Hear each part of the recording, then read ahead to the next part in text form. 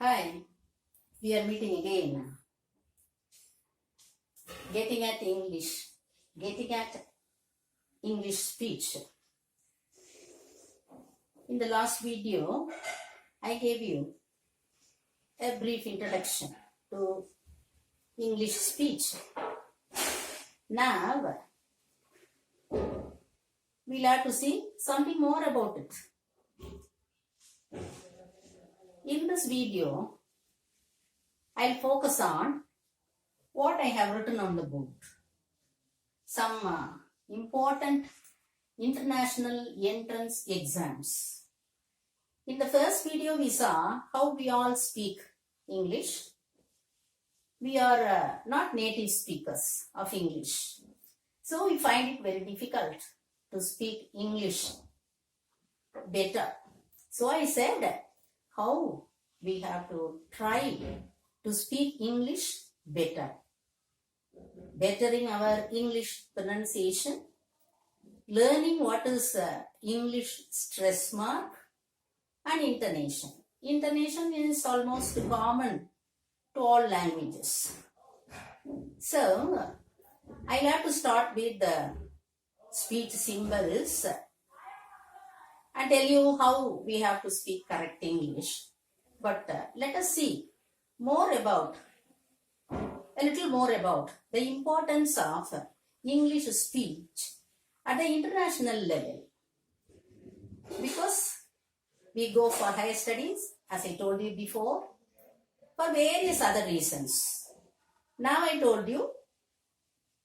telling you again, I keep in mind particularly students, high school, college, university, students, researchers and professionals who aspire for better English or who require better English while going abroad for higher studies. They expect you to pass one of these international entrance exams. So how to pass these international English exams? So you have to prepare something or more for that. I just would like to tell you for what purpose or with what purpose behind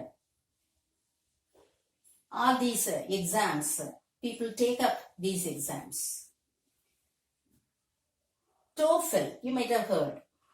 TOEFL. This is the test of English as a foreign language. The test of English as a foreign language. IELTS. It's commonly attempted by many nowadays. International English Language Testing System. I am giving you the expansion. Why I have written on board. You have to take into your mind, writing it, learning it. TOEFL, the test of English as a foreign language. IELTS, International English Language Testing System. And there are other entrance exams. For example, SAT, MCAT, LSAT, GMAT, GRE, etc., etc. There are many more entrance exams conducted to select students for foreign universities. And TOEFL and all these exams, what are the objectives of these examinations? With what motive do they conduct? Or why is this requirement in foreign schools, colleges and universities and other agencies? Because they expect proficiency in English language. They expect from their candidates, students and professionals, their skills in English language. And some major skills are expected of candidates and students. They examine, foreign universities examine major communication skills in English.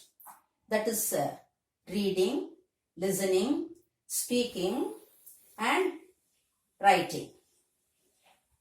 See, we find it difficult to read English, speak English, listen to English and write English.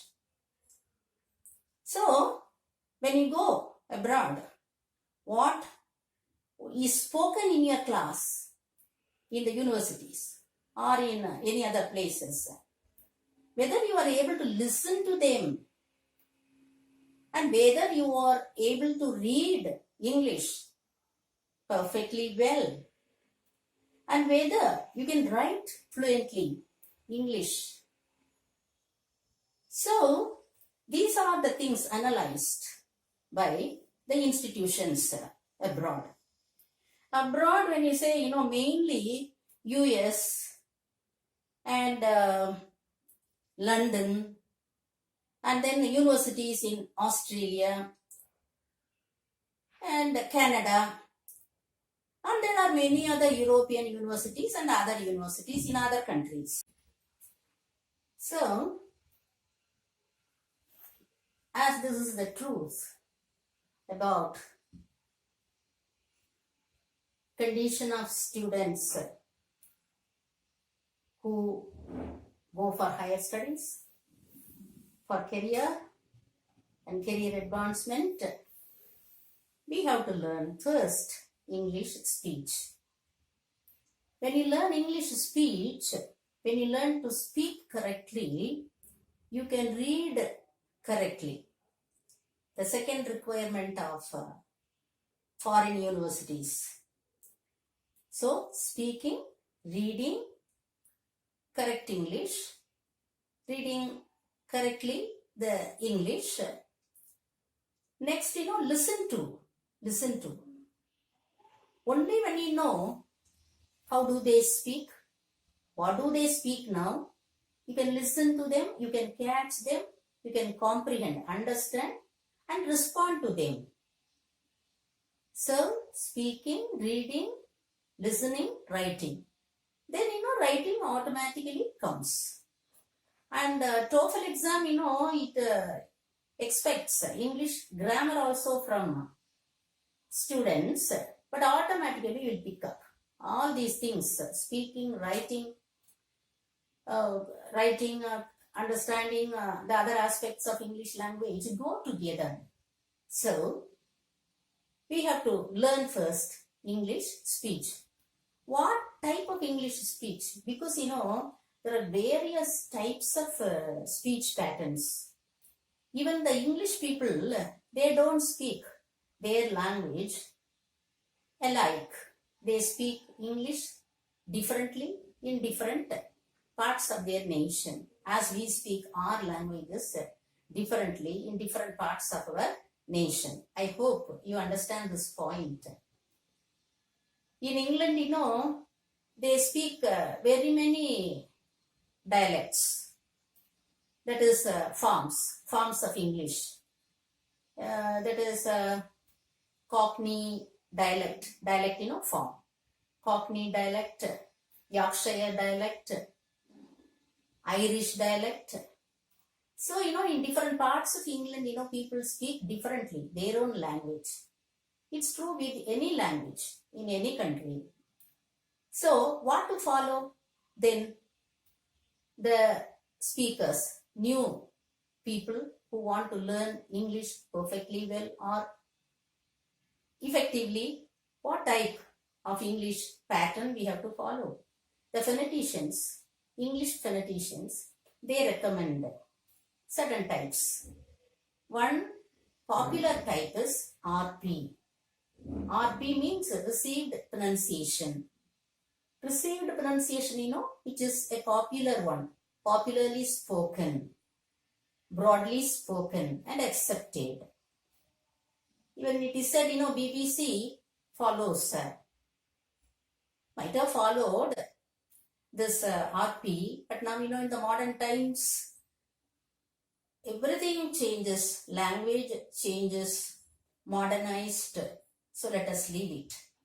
So in the next video, we'll start with speech sounds. That is, we'll go directly to English speech.